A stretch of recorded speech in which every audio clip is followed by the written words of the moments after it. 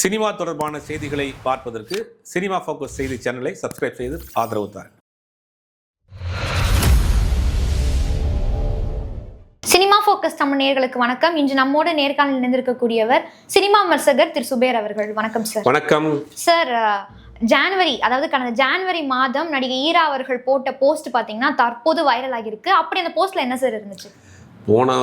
இந்த வருஷம் ஜனவரி மாதம் போட்ட போஸ்டர் எடுத்து நேற்று அஜித்குமார் அவர்கள் பத்மபூஷன் விருது வாங்குறப்ப அந்த கரெக்டாக அந்த போஸ்ட்டா இல்லை அவங்க வந்து ஒரு வெப்சைட்டு ஹீரா அலிசா அப்படிங்கிற அவங்க வெப்சைட்டா அப்படிங்கிற தெரியல, அது உடனே நீக்கப்பட்டுருச்சு. அதில் தன்னுடைய கடந்த கால வாழ்க்கையை பற்றி நாங்கள் வந்து ஒருத்தரை ரொம்ப டீப்பாக லவ் பண்ணேன், நான் வந்து அவர் பெட் பேஷண்ட்டாக இருக்கிறப்ப கூட நான் தான் பார்த்துக்கிட்டேன், கடைசியில் என் மேலேயே சில குற்றச்சாட்டுகளை சொல்லி வெளியே அமைத்துட்டாங்க, அந்த வழி எனக்கு ஒன்றும் மாறலை அப்படின்னு ஒரு பதிவு போட்டுட்டாங்க. உடனே அந்த பத்மபூஷன் விருது வாங்கின அன்னைக்கு போட்டாங்க. கொஞ்ச நேரத்துலேயே அந்த வெப்சைட்டே பிளாக் ஆயிடுச்சு. உடனே அஜித்தை தான் அவர் சொல்கிறாரு. ஏன்னா அஜித்தும் ஹீராவும் காதலித்துக்கிட்டு இருந்தாங்கிறது சினிமா இண்டஸ்ட்ரிக்குள்ள எல்லாருமே தெரியும். திருமணம் பண்ணக்கூடிய நிலைமையில தான் இருந்தாங்க. அந்த மாதிரியான ஒரு சுச்சுவேஷனில் தான் அவங்க கூட அந்த காதலை தொடராமல் தனித்தனியாக போயிட்டாங்க. ஹீராவை பொறுத்த வரைக்கும் பார்த்தீங்கன்னா இதயம் படத்தில் அறிமுகமாகறாங்க. அதற்கு தொடர்ந்து நிறையா படங்களில் பண்ணாலும் கூட அஜித்தோட சேர்ந்து பண்ண அந்த காதல் கோட்டையில் தேவயானி ஹீரோயினாக இருந்தாலும் கூட இன்னொரு ஹீரோயினாக ஹீரா இருந்தாங்க. அப்போ அந்த ரெண்டு பேருக்குள்ள ஒரு நல்ல நட்பு இருந்தது. ரெண்டு பேரும் திருமணம் பண்ணிக்கிற போகிறாங்க அப்படிங்கிற மாதிரியான தகவல்லாம் அந்த காலகட்டங்களில் பரபரப்பாக போச்சு. அப்போது ஒரு சம்பவம் தான், அஜித் அவர்களுக்கு ஸ்பைனல் கார்டில் பிரச்சனை வந்து ஒரு சர்ஜரி பண்ணுறாங்க, அவர் பெட் பேஷண்ட் ஆயிடுறாரு. அந்த நேரங்களில் அஜித்துக்கு கொடுக்கப்பட்ட அட்வான்ஸ்லாம் கூட திருப்பி வாங்கிட்டு போயிட்டாங்க. அவரை வச்சு படம் புக் பண்ணாங்க, அட்வான்ஸ் கொடுத்துருப்பாங்க. அந்த நேரத்தில் அட்வான்ஸ்லாம் கூட சில கம்பெனி வந்து அஜித் அவ்வளோதான், எந்திரிக்கவே மாட்டார், அவருக்கு ஸ்பைனல் கார்டில் அடிபட்டு போச்சு, இனிமேல் சீக்கிரம் அடிக்க முடியாது, அவர் வந்து அவருடைய கேரியரே க்ளோஸு அப்படின்னு சொல்லி அவர் கொடுத்த அட்வான்ஸ் எல்லாம் கூட ஹாஸ்பிட்டலில் இருக்கிறப்ப சில நிறுவனங்கள் வந்து வாங்கிட்டு போயிடுச்சு. அப்போ தான் அஜித்தும் ஹீராவும் உச்சக்கட்ட காதலில் இருந்தாங்க. அப்போ தான் அந்த ஒரு விஷயத்தை பதிவு பண்ணுறாங்க. நான் வந்து அவங்க பெட் பேஷண்டாக இருக்கப்போ நான் பார்த்துக்கிட்டேன், ஆனால் எனக்கு திரும்பி வந்த பிறகு என்னை வந்து எங்களுடைய இது பிரேக்கப் ஆகி போச்சு, காதல் முறிஞ்சு போச்சு அப்படிங்கிற மாதிரி சொல்கிறாங்க. ஏறக்குறைய அவர் அஜித்து தான் சொல்கிறாங்க அப்படிங்கிறது உண்மை. ஆனால் இப்போ கிட்டத்தட்ட 25 வருஷம் கழித்து இந்த சம்பவத்தை அவங்க ஏன் பேசணும், இதற்கு பின்னாடி என்ன இருக்குது அப்படின்னு ஒரு பெரிய கேள்விக்குறி இருக்குது. இப்போ என்ன சொல்கிறாங்க, அவங்க மும்பையில் இருக்கிறாங்க, இல்லை அமெரிக்காவில் இருக்கிறாங்க, ஸ்டில் இப்போ வரைக்கும் அவங்க திருமணமாகாமே இருக்கிறாங்க. ஒரு மாடலாக தான் ஆரம்பித்தாங்க, வாழ்க்கையை மாடலாக ஆரம்பிச்சு தான் நடிகராக வந்தாங்க. இந்த விஷயத்தை பொறுத்த வரைக்கும் ஹீராவே பண்ணியிருக்காங்களா, இல்லை ஹீரா பேரை வைத்து அஜித்தினுடைய புகழை கெடுப்பதற்காக யாரும் விஷமிகள் இந்த விஷயத்தை பரப்பியிருக்கிறாங்களாங்கிறது ஒன்றும் கிளாரிட்டியாக தெரியல. யாரும் அந்த உண்மைத்தன்மை ஒன்றும் புரியல. ஹீராவே வந்து நான் தான் போட்டேன், நான் போடலைன்னு அவங்க மறுப்பு ஒரு வீடியோவோ ஒரு ட்விட்டோ போட்டால் தான் இதனுடைய உண்மை நிலைமை தெரியும். ஆனால் ஹீராவும் அஜித்தும் காதலித்து கொண்டிருந்தார்கள்ங்கிறதுலாம் உண்மைதான். ஆனால் அதுக்கு முன்னான காரணம் என்னங்கிறது பல காரணங்கள் இருக்குது. அது சில காரணங்களை சொல்ல முடியும், சில காரணங்களில் சொல்ல முடியாது. அந்த பெட் பேஷண்ட்டாக இருந்து பார்த்துக்கிட்டாங்க, அதற்கு பிறகு தான் எங்களுடைய காதல் பிரேக்கப் ஆச்சு அப்படின்னா அந்த நேரத்தில் ஒருத்தர் உடல்நிலை சரியில்லாமல் இருக்கப்போ பார்த்துக்கிட்டாங்க. ஆனால் அஜித்தை உடனே வெளியே வந்து அந்த காதலை முடிச்சுட்டாருங்க. அந்த நேரத்தில் ரெண்டு பேருக்குள்ள ஒரு கசப்பான விஷயம். எல்லாருக்கும் ஒரு பழைய வாழ்க்கை இருக்கும். அது சினிமாவை பொறுத்த வரைக்கும் என்ன சொல்லுவாங்க அப்படின்னா டெம்ப்ளேட்டான ஒரு விஷயம். ஷாலினி வந்து அஜித்தை கல்யாணம் பண்ணுறப்ப ஒரு பத்திரிகை நிருபர் ஷாலினிகிட்ட கேட்குறாரு, இந்த மாதிரி அஜித்துக்கு வந்து பழைய காதல்லாம் இருக்குது, உங்களுக்கு தெரியுமா அப்படிங்கிற ஒரு கேள்வியை ஷாலினிகிட்ட கேட்குறாங்க. ஷாலினி என்ன சொன்னாங்க, இது ஒரு வார பத்திரிகையில் வந்த பத்திரிகையில் செய்தியாகவே இருக்குது.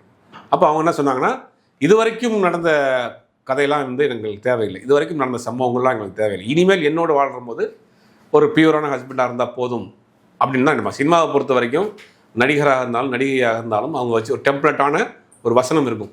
என்ன வசனம் அப்படின்னா, இதற்கு முன்னாடி எப்படி இருந்தாலும் பரவாயில்ல, நாங்கள் திருமணம் பண்ண பிறகு எங்களோட சரியாக இருக்கிறாரா, என்னோட சரியாக அந்த பெண் இருக்குது ஆண் இருக்காரா அப்படிங்கிறது தான்.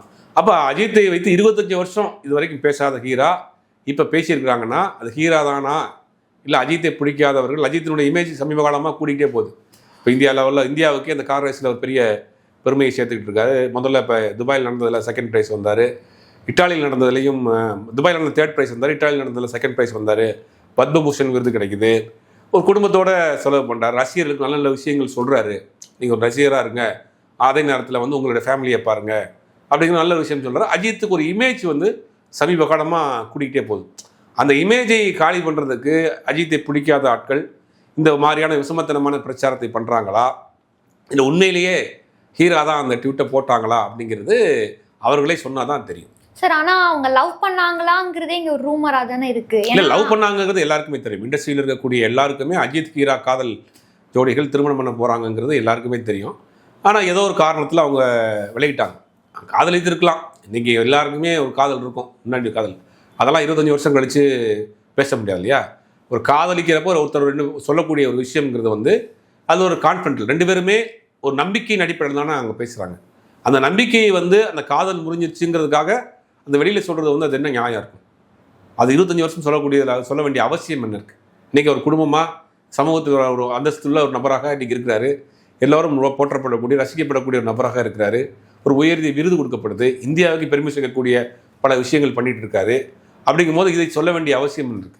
அப்போ இது ஹீரா தான் இந்த வேலையை செய்தாரா, இல்லை அவருக்கு பின்னாடி யாரும் அவர் பேரை பயன்படுத்தி செய்தாராங்கிறது வரக்கூடிய காலங்களில் தெரியும்.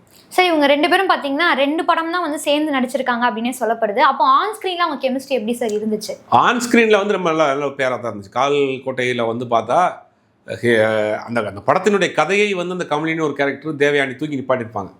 பட் அந்த ஃபோக்கஸ் பூராமே அங்கே போயிடுச்சு. இதை ஒரு மாடர்ன் கேலாக பண்ணியிருப்பாங்க. மாடர்ன் கேலாக பண்ணதுனால அந்த படத்தில் ஹீரோ மேலே பெருசாக ஃபோக்கஸ் இல்லை.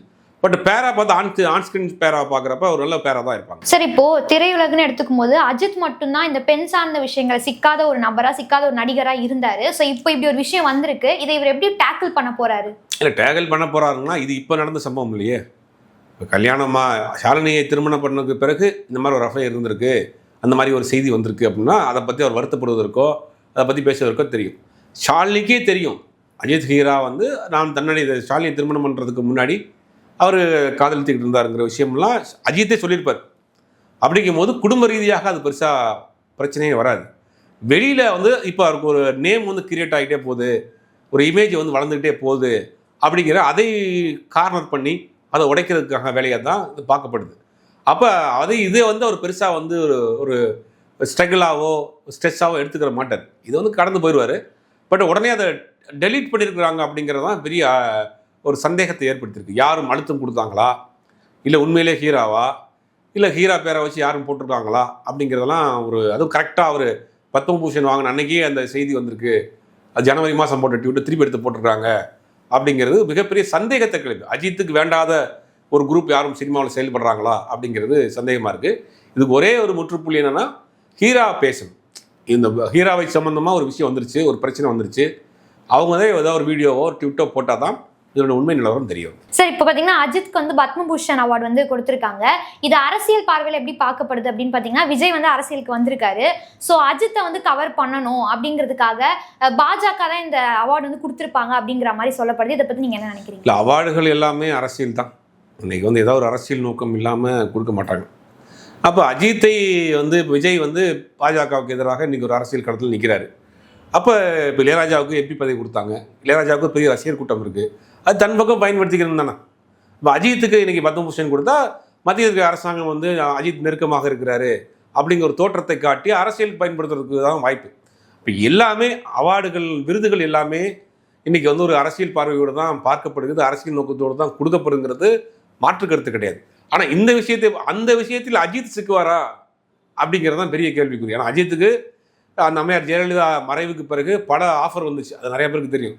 அதிமுக சேர சொல்லி வந்துச்சு, பல கட்சிகள் அழைப்பு கொடுத்தாங்க, பல கட்சிகள் அவர் எம்பி ஆக்குன்னு கூட இதில் ஆஃபர்லாம் வச்சாங்க.